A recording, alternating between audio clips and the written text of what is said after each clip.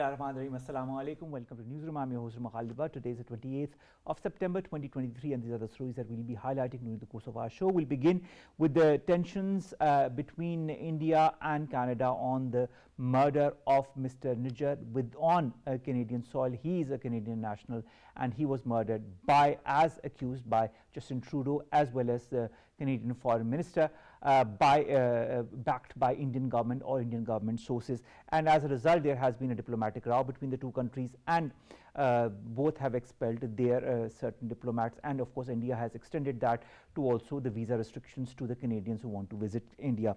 This said, the United States has also asked India to cooperate as far as the probe and the investigations into the murder of Mr. Nijjar is concerned. Mr. Biden is going to meet with the Indian Foreign Minister tomorrow in New York as we speak, and this is going to be an important meeting as well in the whole context of these tensions that have been developing. The US is also part of Five Eyes, an intelligence sharing network that India is also a member of.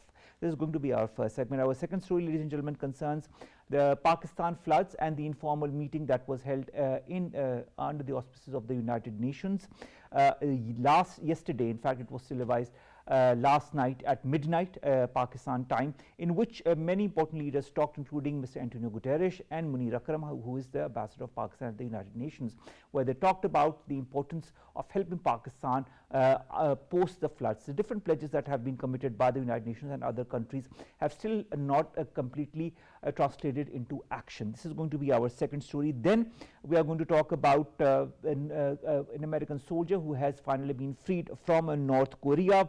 Private Travis King has arrived to the United States from North Korea. The 23-year-old exited via China with aid of Swedish diplomats.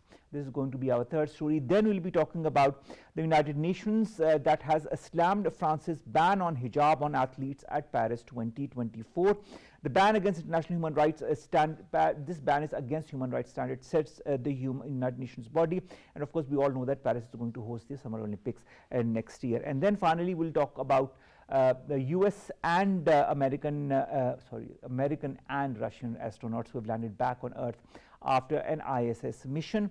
The Russian cosmonauts and American astronauts spent almost a year at the ISS station. It was the single longest space flight for any astronaut, as has been claimed by NASA. Let's begin with our first segment, and our first segment concerns the tensions between India and Canada and how those have been highlighted and heightened in the last days. We've been joined by Prof.Dr. Shazia Anwer Cheema. She is an expert on international relations. Thank you very much, Professor Saiba, to have joined us. Professor Saiba, let's talk about the latest as far as that is concerned, the US statement on requesting India to collaborate as far as the probe on the murder of Mr. Nijjar is concerned. Also the meeting between Mr. Biden and the Indian Foreign Minister that is to be held in New York tomorrow. Will that pay any will that have any effect on the Indian point of view as far as this tension is concerned? Will India relent finally on what it has been up to? What's your take? See, Umar, India is already on a shaky ground, and we all know that this is more than allegations. Sovereign countries, they do not put allegations on diplomatic sphere just like that. They have proper intel, and the Western allies of Canada, they are commenting very cautiously, but they are not taking side of India's version of having no involvement in the situation. So there is something beneath the surface, and it is tangible, it is credible. So that's why the Western Bloc, specifically the Canadian allies, they are not categorically taking sides, but their not taking side itself is that there is something more than just allegations. And they want this situation to be resolved properly. And the proper resolution demand cooperation from India. And that cooperation, of course, required the admission of the participation. You know how the things will weave if India will cooperate.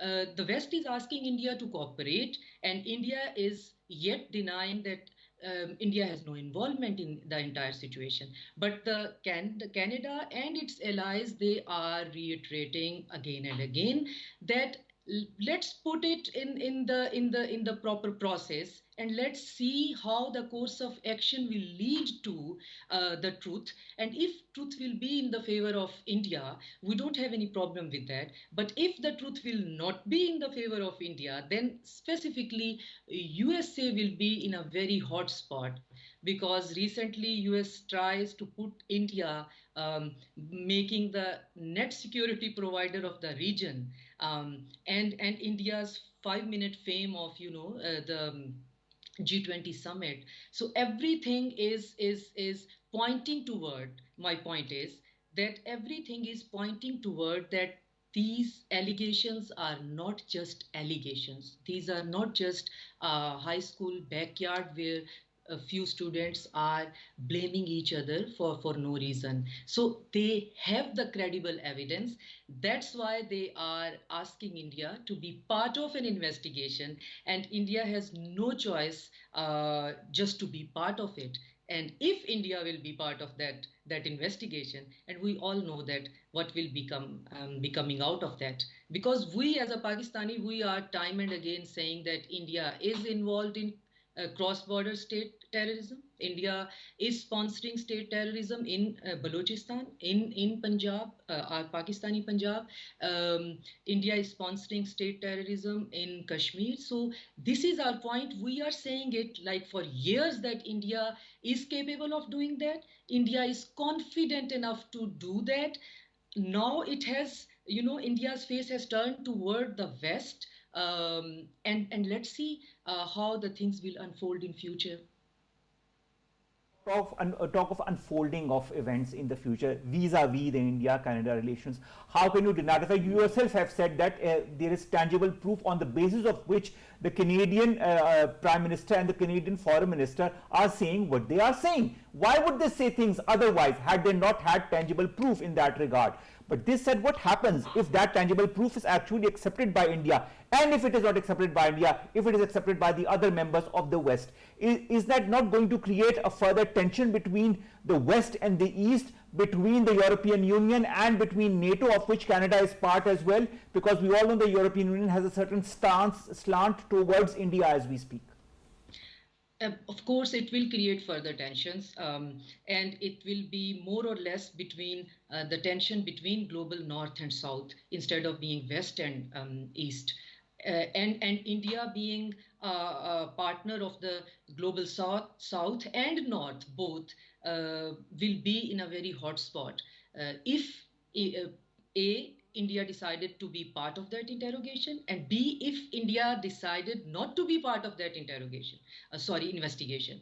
So in both the cases, the situation will be difficult in the future, specifically for the stakeholders, specifically for the USA, Australia, specifically for the Canada and UK, who are counting on India for the counterbalance of the region in regard to China. So they want to groom India for a proxy in the region against China. But what if India is not even capable of doing like small intelligence operation? Let me be ruthless in saying that if India is hypothetically India has an involvement in that alleged assassination. So my concern always is why Indian intelligence agencies are so incapable and incapacitated. Why all the time, even in the past, their actions backfired. Their actions always have major loopholes that they backfire. So that's always my concern, that I'm not living in utopia, and I'm not looking forward to be in utopia. This is a word, and we are all flawed human beings. So what if India is involved in killing and then leaving the loopholes, big loopholes inside the entire situation, that now the things are backfiring? So even that case is not good for the Indians' Western allies, because West is looking forward to India for a counterbalance in the region, in for the China. So I don't know, India is even capable of being the net security provider of the region, or by putting the America in a very hot spot, because it was a, it was a vibe during the G20 that there is going to be India, UAE, and Europe corridor, and it will be an alternative for Belt and Road Initiative, and there are going to be ambitious big plans and the things and the stuff like that. But everything will be at pause for some time, because it is the matter of the first world countries for the face keeping on the humanitarian ground. They cannot tolerate that, and they cannot admit that we have the tendency of putting that under the carpet, that we can digest an incident of that magnitude. So in both the cases, the things will be more complicated, and I am looking toward the USA in that regard, because it will be more difficult for USA to hold hand, the firmly the Indian hand, to to make it possible, like how India and America is going to move forward in this situation when one democracy is assassinating a citizen of another democracy on a foreign soil, and how the world or the Indian allies are going to justify that. So India has no option. India has to be part of that investigation, because that investigation is based on the world's top 5 intelligence agencies network. So it's not like coming from here and there, and it's not hearsay. So India, on the global diplomatic sphere, India has to become the part of that investigation. But I think that India will try its utmost not to be part of that. And that also could be a wise decision. This problem could have been solved behind the doors by using the backdoor channels, but India is getting a little bit more overconfident, and because the resources are telling that this problem was also discussed during the G20 sideline meetings, but India was not paying any heed toward the situation. India was not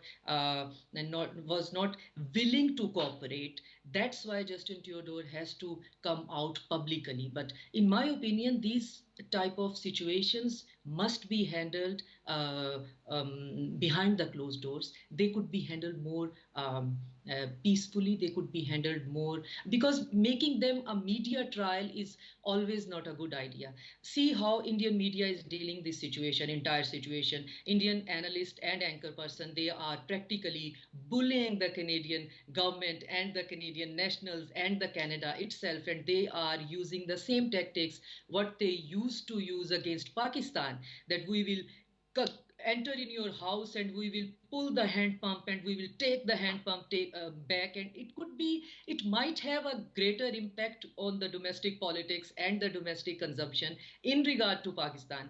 But these tactics cannot work against Canada or any other Western country. You cannot enter in USA or Canada and pull the hand pump and put that hand pump on your shoulder and then come victoriously enter into India. So these are just domestic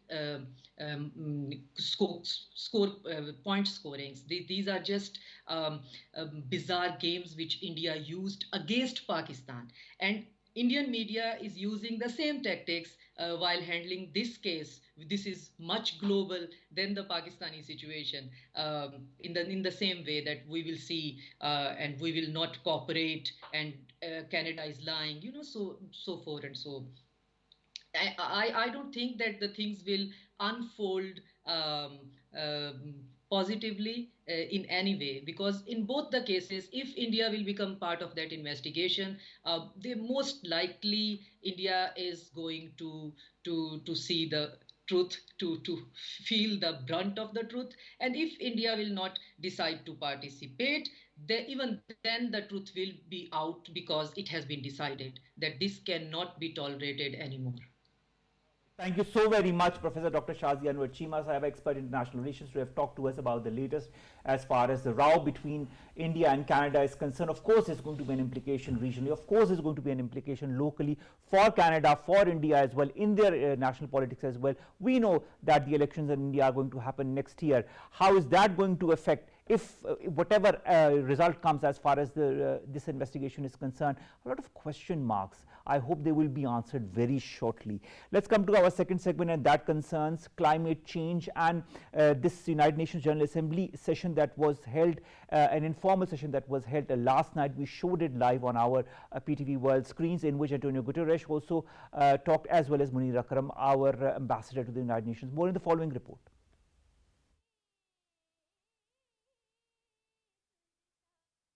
UN Secretary General Antonio Guterres said floods of 2022 left a third of Pakistan inundated, 2 million homes destroyed, 33 million affected, and more than 8 million were displaced. The devastating floods led to the worst economic crisis in Pakistan. Stressing the need for urgent operationalization of Loss and Damage Fund, Antonio Guterres called on the developed countries to deliver $100 billion in climate finance to the developing nations, starting with Pakistan.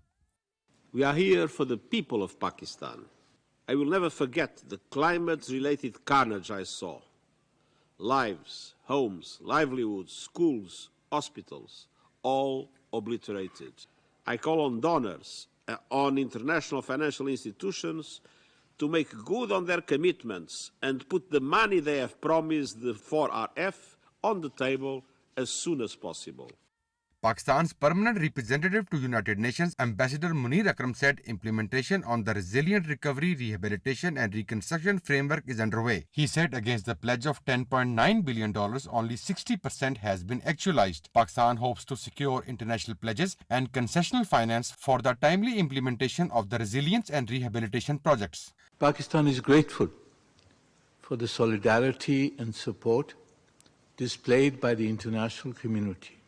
We look forward to the written report from the Secretary General on the Pakistan's floods recovery and reconstruction efforts to be submitted during this 78th session. Pakistan is one of the 10 most climate vulnerable countries, while we contribute less than 1% to global carbon emissions. Much needs to be done in this respect for countries like Pakistan, which are bearing the brunt of the brutal and devastating impacts of global warming and climate change. It is Pakistan's hope that all the developing countries, at COP28 in December, our industrial country partners in the Climate Convention and in the Paris Agreement, will agree to provide the $100 billion plus in concessional climate finance annually, allocate half of this to adaptation projects, operationalize the Loss and Damage Fund, and accelerate the reduction of their emissions to keep the 1.5 degrees centigrade goal. During the informal meeting, officials of various international development organizations, along with representatives of United States, China, Turkey, Saudi Arabia, the United Arab Emirates, United Kingdom, Canada, and others, expressed their unwavering solidarity with Pakistan and stressed the importance of unified efforts to assist the country. Hassan Tariq Bhatt, PTV World. To discuss more about that, we've been joined by Waqar Sherazi. He's a climate expert. He joins us in the studios. Waqar, thank you very much to have joined us. Waqar, listening to what Munir Akram Sahab had to say, Antonio Guterres had to say, there is nothing new in that, but it's a renewal of what Pakistan has been highlighting time and again. Do you feel Pakistan has achieved something concrete in this last informal session that was held last night? Well, many thanks indeed, Umar, for having me on the show. It was a follow-up call by United Nations General Assembly, and I would not say that there is no precedence for it, but there are very rare examples that United Nations keeps on following for the emergency response calls.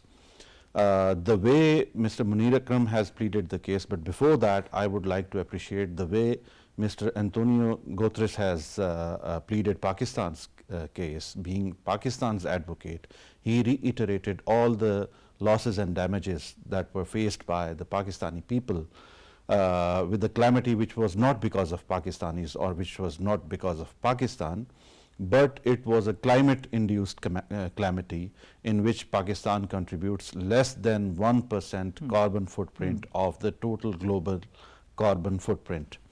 So it was a calamity which was caused by someone else, but Pakistanis had to pay the price.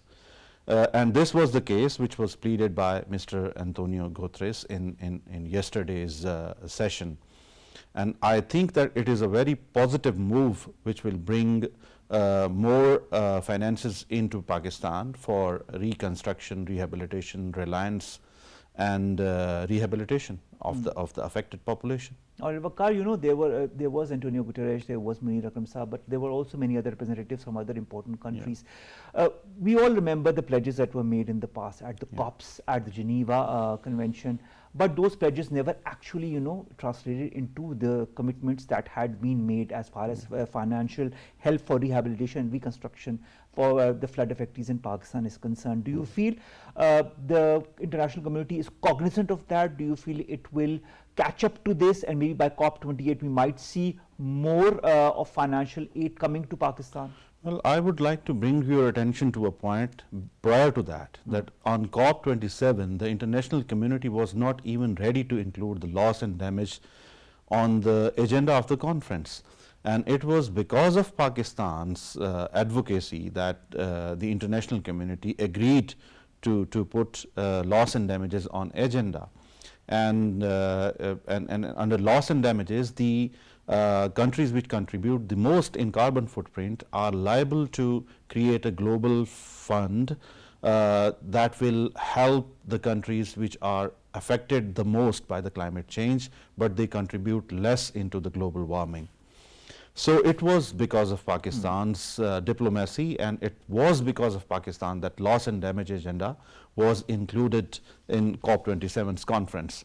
And yesterday we heard that the same voice was echoing in United Nations General Assembly, while Mr. Antonio Guterres made a request that at least $100 billion fund should be allocated by the international community for loss and damages. Since the climate change is there and the climate-induced calamities would be happening on a more rapid scale over all the world, so there is a higher need that the loss and damages funds are established and actual financial transactions are made within the funds, and the funds are made available to the international community for any such coping mechanism. It has also been said that 50% of the amount will be used in adaptation strategies, and adaptation is a very comprehensive subject. There are many strategies how adaptation would be attained. I believe that Pakistan is moving towards a positive direction. Since we had pledges of $10.9 billion in last session of the United Nations General Assembly, but this time it has been reiterated that only 60% of that pledged amount has arrived. So it has been reinforced, repleaded and reiterated by not only Pakistan but the Secretary General of United Nations itself, that international community should reflect upon and should move forward in joining hands of Pakistan to better build life of the people affected by the floods. Waqar, how can in the meantime that Pakistan receives the rest of the financial aid that was pledged in different moods in the past, and I'm sure in COP28 as well, that is something that is going to be highlighted. How can Pakistan face challenges confronted by floods or other calamities on its own, in your point of view? Do you feel Pakistan needs to adopt some kind of alternate or parallel methodology? Well, we need heavy finances for it, because it needs intensive infrastructure.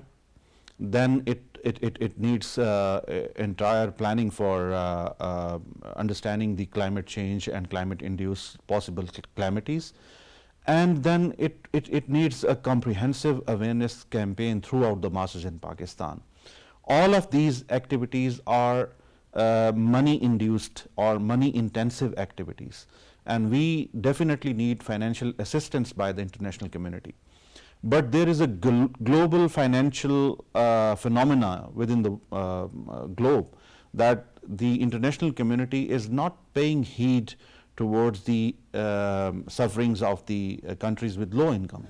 And Pakistan is also amongst the countries who have low income of the people, I think that international community will have to be pleaded more by this advocacy, and we are positive that we are moving in the right direction. At the 78th session of the United Nations General Assembly, Ambassador Matti Ur Rehman also highlighted the same issue. He talked about concessional financing, climate financing. Do you feel post UNGA 78 and now with this informal meet where the whole issue regarding Pakistan has been re-highlighted, there will be support from developed countries contrary to the general perception that is present? I would take you back to the point I mentioned earlier, that it was because of Pakistan's effective diplomacy and advocacy in COP27. Before COP27, the climate finance and the loss and damages were nowhere on the horizon. It was because of Pakistan that this voice is again now echoing in the sessions of United Nations General Assembly. And this itself is a positive milestone which we have already achieved, and I believe that in COP28, as the United Nations General Secretary has requested for $100 billion climate finance loss and damages fund, I think that I can guess that 50% of it would definitely be received in COP28. All right, but in the meantime, we all remember the Paris fund as well that was pledged, Paris Agreement, Paris Agreement of course as well, but that never, we never saw any of that really translating into proper financial aid for all the developing countries that are in need of this. Pakistan is one of the biggest examples, but there are so many other countries that are being affected by climate change as well as we speak. Do you feel that our lobby in the United Nations is strong enough? We've heard Matti Ur Rehman Sahab many a times at the UNGA 78 and also in this informal meeting of the United Nations. Do you feel we are strong enough, our voice is strong enough to be heard, to be echoed within the global circle, especially within the United Nations circle? We will have to understand the international financial phenomena first. The third world countries or the countries with low average income are not on the priorities of first world. They are not ready to support. Most of them are also facing the financial crunch, many of the countries including United Kingdoms and many more. But I think after the Paris Agreement, while the COP27 was happening, and since the pledge was made in the Paris Agreement that COP27 would be having the loss and damages fund on the agenda, then it was not included. It was then pleaded by Pakistan. So I have already said that Pakistan has marked at least one victory already by successfully bringing the loss and damages on the agenda of COP27. And the same voice is echoing in United Nations again, since the United Nations General Secretary itself is stressing on the needs of the people. Then again that the visit by none other than the United Nations General Secretary after the floods of Pakistan is again an indication of Pakistan's success in efficient diplomacy towards bringing the attention of the international community towards the sufferings of Pakistani people. So I think that a lot has been done and a lot more can be done. Do you feel, Waqar, that what has happened in this informal meeting and of course the highlighting of different important issues, especially concerning Pakistan and climate change, will be a good precursor for COP28 and Pakistan's pledges that will be made, of course, at COP28 as well? Certainly. It was said that Pakistan was pledged with $863 million for rescue and relief operations, and Pakistan just received 69% of that. It was also mentioned by United Nations General Secretary himself.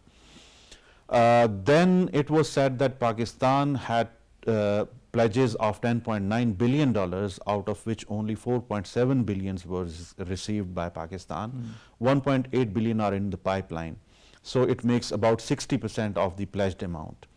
I think that the effective and efficient follow-up by Pakistan, and not only Pakistan, by United Nations itself, has resulted into bringing more attention of the international community towards the issue of climate change and sufferings of the countries with low income in the globe. I believe that it will play as a catalyst in bringing more power to the slogan of bringing the loss and damages to the agenda of COP28. And I am very positive that it will bring more finances to the climate finance.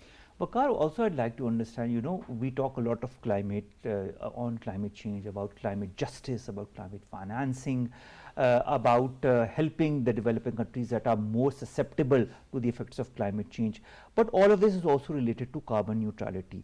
And this carbon neutrality is yet to be achieved by important global players. How can the global north be persuaded, or all the countries that are involved and are emitting carbon emissions can be persuaded to reduce that at the earliest? Because you know, I don't see that happening in the near future, in the coming years. Omar, the might is right. The international community has their own moral standards, and they are changed accordingly on the basis of need. The Germany has said that by 2030 or 2040 they will be having zero fossil fuel cars. And for these electric cars, they will be mining the lithium from Chile. And lithium processing from earth is a water intensive process, and it has been said that it will consume 80% of the fresh water of Chile.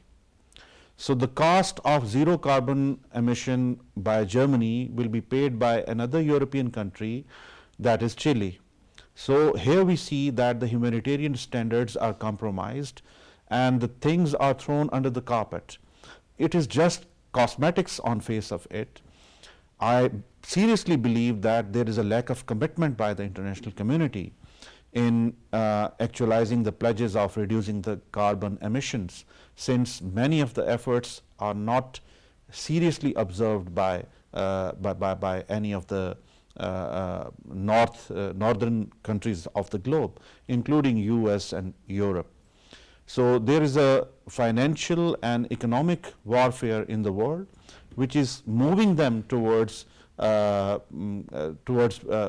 producing more resources, which is a carbon intensive activity itself. You know, the fact remains that on the one hand we can pledge as much as we want as far as climate change is concerned, but until and unless those players who matter the most, who are emitting the most carbon, do not do the needful, the event of climate change is going to continue with more veracity and more aggressiveness, because of the fact of what you yourself have mentioned, the different happenings that are going on, and with also, you know, the how should I say, the tilt of important players towards certain geostrategic or geopolitical events that are happening across the world, and pouring their money towards those causes and not towards these causes. Is that do you feel that we are foreseeing an imbalance in the world's atmosphere, in the world's environment in the next 10 years? Forget the next 2 decades or 3 decades. The rising of sea would be quite rapid in the next 10 years, and it has been already predicted that the fresh waters in terms of ice in northern Antarctica, that would be majority of it, 70% of it would be melted. So there would be more rapid change. There would be I think that the international commitment to keep the global warming indicator less than 1.5 degrees Celsius would not be attained. That's not going to happen. It is not going to happen, because for this you'll have to have immediate actions, and one of the actions is a policy to control the growth of international population, which seems to be a failure by the international community itself. Not only the international community, but the region in which we are living is moving towards a very rapid population growth. That is so true. Thank you so very much, Waqar, Sherazi, to have come in the studios to have talked to us about this informal meeting of the United Nations that was held last night. Of course, for the US time it was yesterday, but for us it was almost on the cusp of midnight that this happened. The fact is that the pledges are made. The fact is that Antonio Guterres, the Secretary General of the United Nations, has again talked about Pakistan as a very important case as far as climate financing and climate change is concerned. The rest is in the hands of these players, the global players, whether they pledge, whether they translate the pledges into action, whether they help Pakistan or not. The fact is Pakistan needs that aid, and Pakistan, whatever is happening in Pakistan is not really its own fault. You know, had Pakistan been emitting carbon as much as other countries are, I would have understood, but this is exactly not the case. So let's hope for the best. We have COP28 in December. Let's see, by December maybe there will be some more action taken. Maybe the other aid that has been pledged will be trickling out in Pakistan from here until December. Let's remain optimistic. Let's remain positive as far as that is concerned. Thank you very much, Waqar, to have joined us. Let's come to our last three stories very, very quickly. The first concerns the White House National Security Advisor Jake Sullivan, who has talked in a statement, has said US officials have secured the return of Private Travis King from North Korea. The White House has confirmed the release of the 23-year-old who exited via China with the aid of Swedish diplomats following behind-the-scenes intense diplomacy that happened. Travis King has been freed by North Korea and heading home nearly 3 months after he ran across the border from South Korea. This was stated in a statement by the White House. North Korea's state news agency did make a surprise announcement just hours earlier that Pyongyang had decided to expel the US soldiers. Of course, good news as far as the US is concerned and the family of Travis King is concerned. Next, let's talk about the Summer Olympics that are going to happen in Paris in the next summers. Now, Paris is going to hold these Olympics from the 26th of July to the 11th of August 2024. What is happening is that the ban on the hijabs still continues even for the Summer Olympics, and this has created, if not a furor, then a lot of question marks within the international community. United Nations body has criticized France's ban on its athletes wearing the hijab at next year's Summer Olympics. The UN has slammed this decision and said that no one should impose on a woman what she needs to or not wear. According to the human rights standards, restrictions of expressions of religion or belief such as attire choices are only acceptable under really specific circumstances. This has been said by the spokesperson for the UN office. Let's come to our last story, and it concerns the 2 Russian and 1 American astronaut who have landed back on Earth Wednesday after spending a year at the International Space Station, otherwise known as the ISS. The Russian and the American carried out the mission that the crew, of course, was due to replace, and they spent 370 days, 21 hours, 22 minutes in space. That is the longest flight under the ISS program. They have reached safely. We wish them all the very best, and of course space exploration is something that is a wonderful, wonderful opportunity for anybody. So let's hope we'll get to see some visuals regarding that in the near future. So with that, we come to an end of today's news, and we'll see you inshallah tomorrow with news story segments that pertain to us, you and Pakistan. Stay safe. Allah Hafiz.